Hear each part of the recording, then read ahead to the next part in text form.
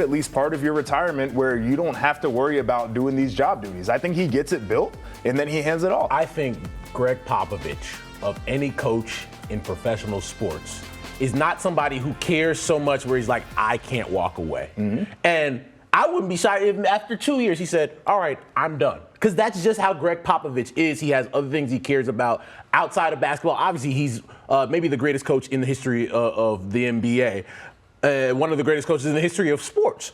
But I think you're right, JP. I think he gets things going, gets this kid in the system. They start winning, and then you get a successor, whoever that is. And he has a lot of power there in San Antonio. He'll know who that guy is going to be. But yeah, I don't think Pop is a guy beholden to, well, we got this young kid here, and like 4, 5, 6, 7. No, if he thinks he wakes up one day, 2 years, it's gonna be 2 years. Yeah, there's a reason why he is NBA's all-time leader in combined wins here, and he is the longest tenured active coach in all 4 U.S. major sports leagues. He is different compared to other coaches around the league here in the way he goes about his business and the way he coaches players. He understands, you have to coach different players differently, and I think he takes also great pride in developing players. We saw him do it with Tim Duncan.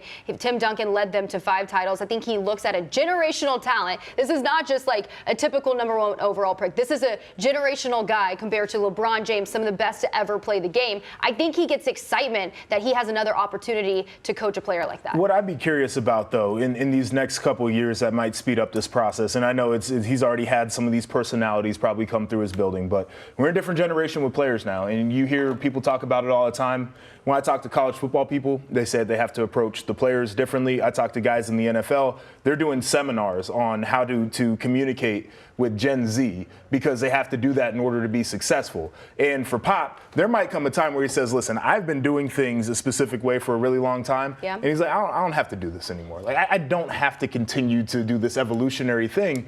I can just walk away, and I could be one of the greats, and I think he'd be cool. Well, Wembanyama, he is a French player, and this organization has had some very notable French players, Tony Parker being one of them, Popovich. I mean, maybe there's that familiarity. Diaw. As well. So, maybe that having that familiarity there, it brings some comfort to Wembanyama, and maybe, Pop is like, I've been here before, and so, yeah, maybe he wants to stick around a little longer than we think. Yeah, those guys are going to try to help him transition, No doubt. knowing that organization.